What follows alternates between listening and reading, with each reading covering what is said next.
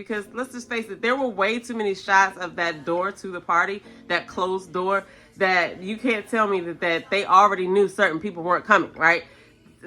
It just made it look crazy. Happy Thanksgiving, okay? So it's Thanksgiving Day, and I'm getting ready to prepare myself to go have Thanksgiving dinner with my sister and my brother and my son. Anyway, I'm getting prepared to go have Thanksgiving dinner with my family. Now, while I'm preparing, you know, I have had a crazy last 2 weeks. Y'all know I haven't been uploading my Ready to Love, Make a Move videos on time, but listen, we about to catch up right now, okay? I gotta do episode 5 and 6 because tomorrow they're going into episode 7, all right? And I got a few things to say. So I'm waiting for this water to boil because my dish that I have to bring is deviled eggs and drinks. So I got a little concoction that I'm gonna make for like a little Thanksgiving cocktail, non-alcoholic, with like some apple cider. I might do a little short about that. But anyway, I gotta make these deviled eggs. But while I'm waiting for the water to boil so I can put these eggs in here, you know what I mean? Because I don't put my eggs in there until the water starts boiling because I want to make sure they're boiling for the exact time that I need them to be boiling so they can have a perfect... Anyway, that's a whole nother video. But we're gonna start with episode 5, okay? So in episode 5, this is where we met Keith, Jabari stayed, Kirsten stayed, and Cameron stayed, of course, right? So now it seems like Donald is texting more and Maurice is texting more. We do not need Maurice. Listen, Maurice, roll out. We done, okay? We're seeing this week by week. But this is happening probably day by day for them. So I could see them still trying to talk to the girls because, listen, I just met you. It might, you know, they might feel like it's some type of misunderstanding, miscommunication. So I could see them still trying to talk. But I'm just saying, Sharice, I just don't think Maurice is the one. So hopefully, you know, that just stays where it's at. So this episode was where the BFFs of the seasons, I don't know where that came from, but each person had like a BFF and they happened to be from their seasons. But in watching other people like Miss Sabrina Soul, and I heard Carmen speak about it as well, I don't think that they intended for everybody's friend to be from their season because apparently they asked other folks before this.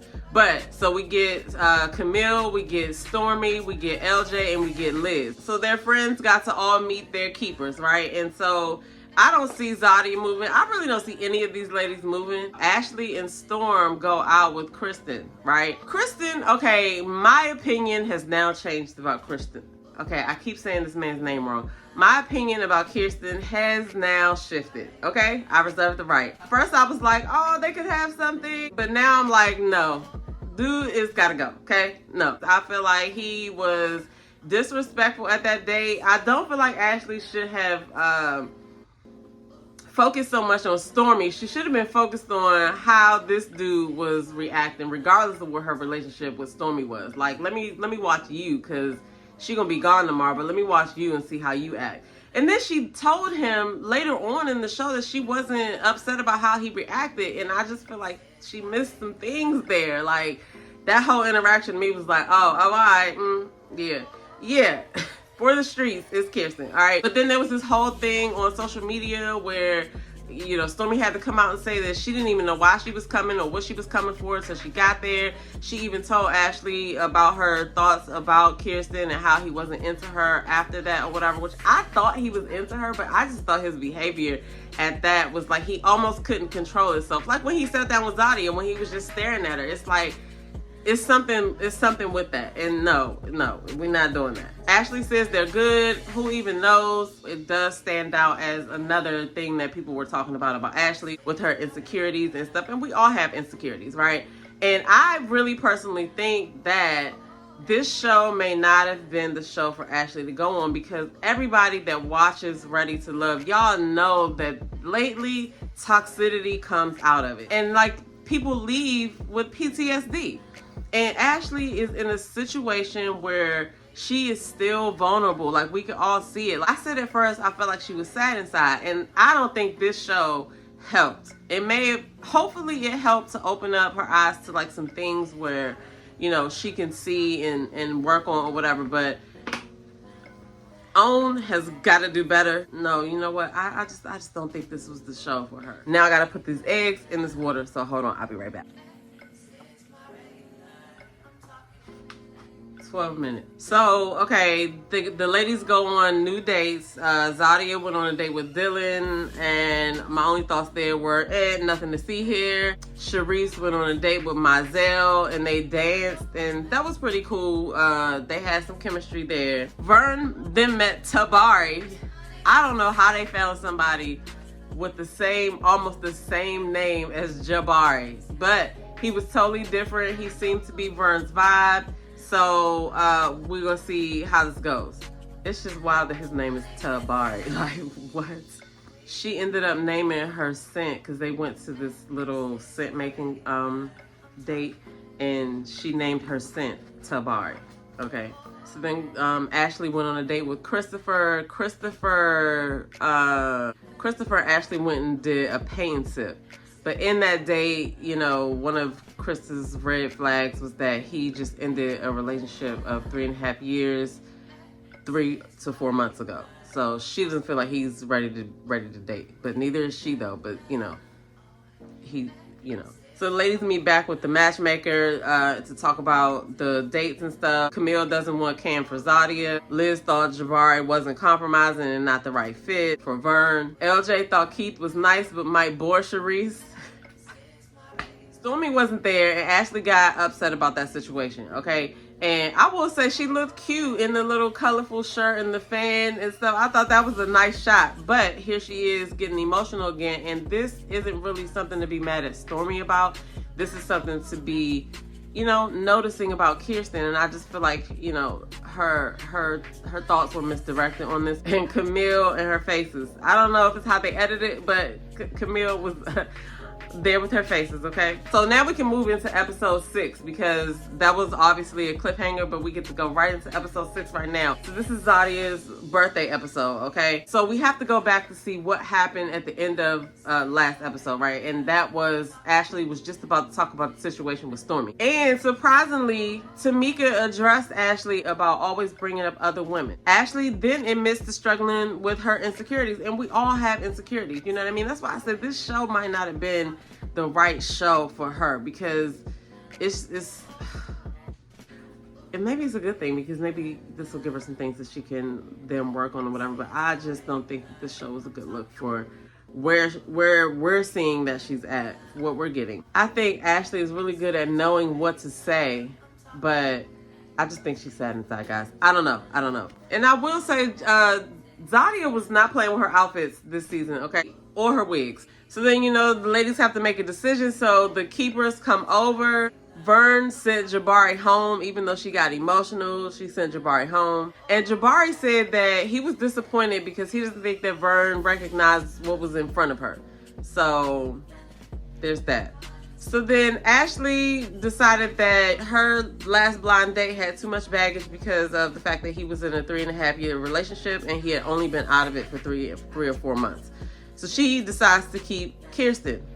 Kirsten says, you know, he likes it here. He wants more of whatever it is that they're experiencing together, right? But like I said, at this point, I'm already not rooting for Kirsten anymore. Then they talked about being exclusive again. Like, I know what I said last week, guys. I know, but I've changed my mind. I know. Kirsten, we got to get somebody better than Kirsten in there. Let's go. So Charisse obviously sent Keith home. Keith said he could pick up on the vibes. He felt the energy in the date change or whatever. I wonder if they're going to bring him back to...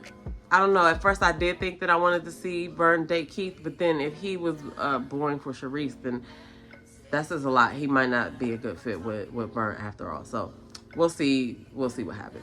So then Tamika announces that she's gonna throw Zadia a birthday party, a rooftop birthday party, and invite all the keepers, and they can also invite their blind date if they like them. Now, this is where it gets crazy because people don't show up, so we think people drink too much.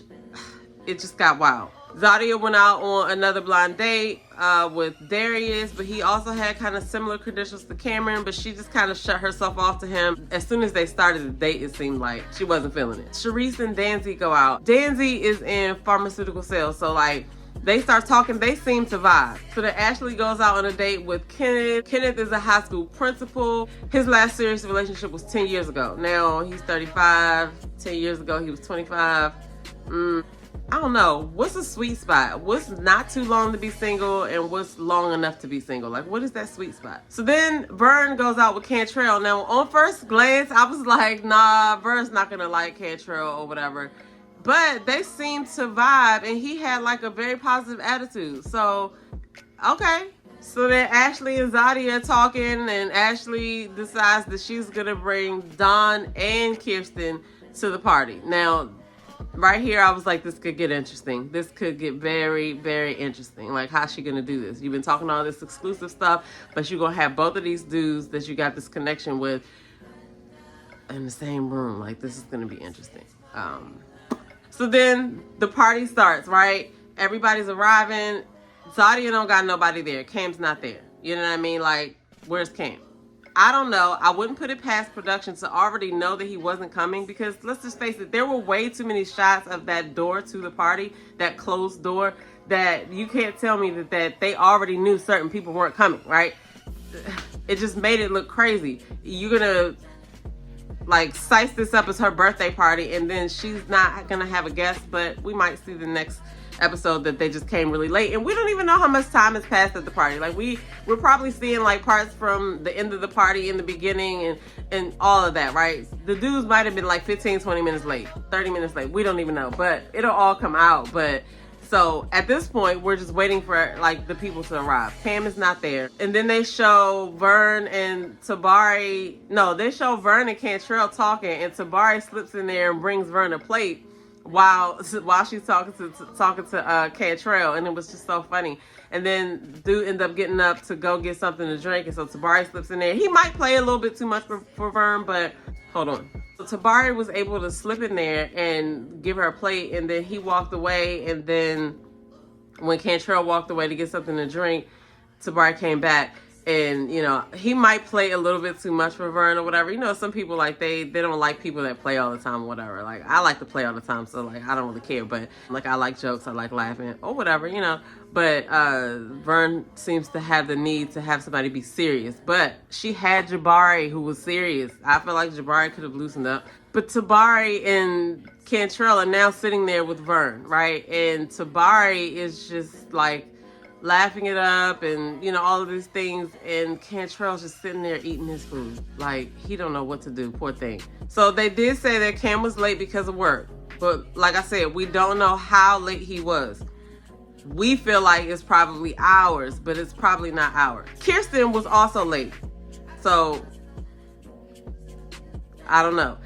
It's kind of weird that he's late, being that he said he wants more of this with Ashley, but at the same time, he could also have told production that he had something else to do and would be 45 minutes late or whatever. Who knows? But the way they set it up is looking like people are just not showing up. Donald was even late, okay? But Donald finally comes. Now, I say finally because for us, it seemed like forever. But Ashley was drawing all types of these, like, conclusions, like, prematurely, like, slow down. I just want her to chill, just chill. Danzy is not doing well at this party, okay? He's the loud drunk guy. Like, he is just there for the drinks. He is having the time of his life, but annoying lots of other people. He's being rude. He done touched Charisse the wrong way. Like, you're done, buddy. He's a puddle. But Mizell capitalized on the situation, okay? And he was able to get a little bit closer to Charisse. Mizell kissed Charisse on the forehead, and Ashley and Donald was sitting there when it happened. And Ashley was like, she turns to Donald and says, "Where's my forehead kiss?" Listen, Ashley was dead motherfucking serious, okay? Trust and believe. She was not joking. I was like, oh God, Ashley. So here we are. It's Zadia's party. She has no date, which, like I said, they probably end up showing up, okay? They probably end up showing up. We get to find out that Mizell has exchanged numbers with Vern and asked her on a date. Now, the whole premise of this show is that they can date the same guys. So what's the big deal with that is what I want to know. I guess we'll figure out what happened with Kirsten and why he didn't show up. But all I have to say is Charisse better not invite Maurice back. That's all I have to say. So anyway, next week, tomorrow. The show comes on tomorrow.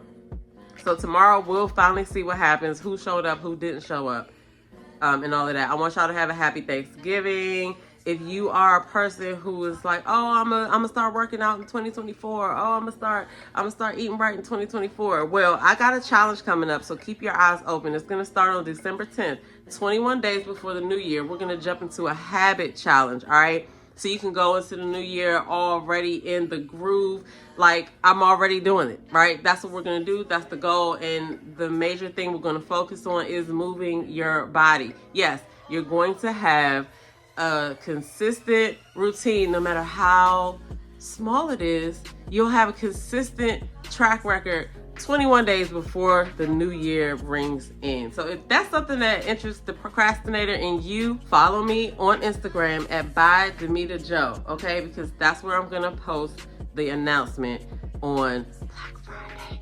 Maybe extending it out to the rest of the month too, but we'll see what happens. But I'm your girl because I actually did it for myself. But anyway, I'm gonna see y'all in the next video. No Thursday night live tonight because it's Thanksgiving, so I guess it's kind of good that I had to catch up on this video with you guys because me and sis about to be eating and drinking and fellowshipping and all of that. We might come live a little bit, but this is usually our night where we go live and talk trending topics and things like that. Anyway, I'll see you guys.